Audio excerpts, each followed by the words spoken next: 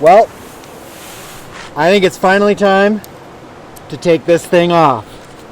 So for this quick tip tutorial, we're going to talk about making sure that at the end of ski season, you take out your batteries. Never ever store your batteries inside your transceiver, or it might not work next winter.